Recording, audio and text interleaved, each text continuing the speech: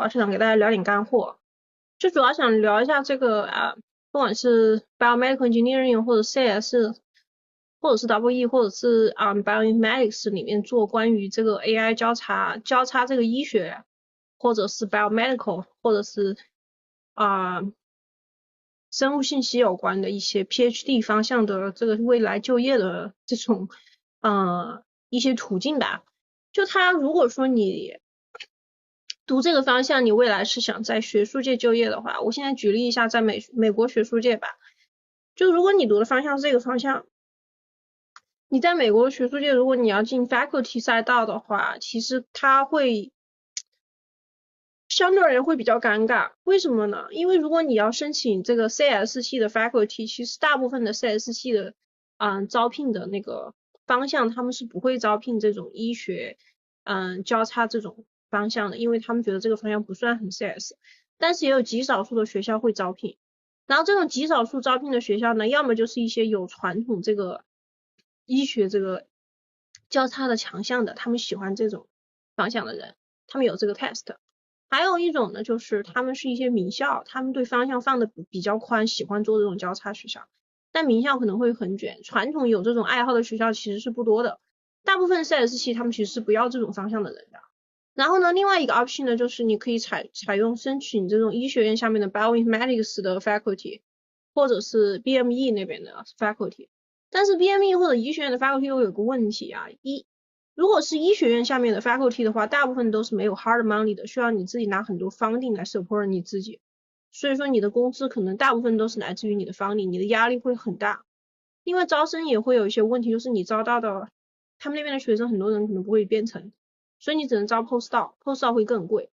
然后如果你选择 BME 呢 biomedical engineering 呢，那边呢可能会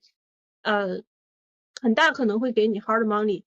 但是呢 BME 那边有很多不同方向的人都有，就是他们有一些人是做生物师实验的，还有一些人可能是做那种生物的那种器材呀，或者生物的硬件。BME 的问题就是 BME 什么人都有，所以你进到这种学院里面，你都 research 的话呢，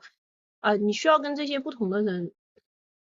卷 funding， 然后由于做这个什么一些师实验呐，或者一些器材呀，或者硬件的人，他们拿到的 funding 都比较大，所以在 BME 那边的话，你的 funding 的要求会很高，相对于 CS 来说，你要 tenure 拿的 funding 的要求会很高很高。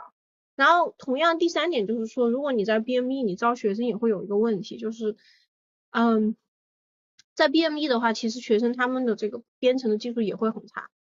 所以说你要招学生也会相对而言困难一点，所以就导致于这个方向在学术界找工作，看上去你好像比传统的工科对口的方向更多，但其实都没有那么的好。如果说你是计算机的传统方向，那么你就瞄准计算机系。计算机系呢有个好处，学生比较好招。第二个是 funding 要求会低一点，因为第三就是一定是有 hard money 的，因为计算机系他们有很多的学生，所以这方面的问题会相对而言比 BME 或者别的专业要好很多很多。然后呢，如果你要去工业界找工作的话，有个问题就是，工业界其实大部分的工业界他们都不做这个 biomedical 或者是 AI medicine 的这些东西。工业界的话，一般就两条路，要么就转赛道，直接转那种 CS 的赛道，比如说去互联网，亚马逊啊，或者是 Google 啊，或者是 Meta 啊，或者是别的互联网公司里面做满了。要么你就直接做 engineer、software engineer，要么你就做 machine learning engineer 或者是 computer vision engineer，取决于你的项目的匹配程度啊，但基本上你要强调你的技术方向，不要强调你的问题方向。然后当然也有极少数的公司他们是招聘 healthcare 的，但这种对口的其实不多。就是说有可能你去投跟你方向对口的公司，他们可能反而不会要你，因为申请的人太多了，岗位太少了，然后他们有时候可能就选择太多了，就反而不容易。比如说西门子啊，或者通用啊，还有就是亚马逊 Health 亚马逊最近买了一个 Health 的公司 Medicare， 所以说他们好像也会招一点，但招的其实是不多的，所以其实不是那么容易。可能相对而言，推荐算法呀，或者机器学习啊，或者 CV 的可能会稍微容易点。虽然 CV 现在也没有那么的火，但还是比医学图像要容易一点。但是我们来说一下它的本质的原因吧。本质的原因其实很简单，就是医学影像啊，或人工智能啊，这种医学影像或者医学交叉人工智能，它这个研究方向吧，它在工业界落地是比较难的。它基本上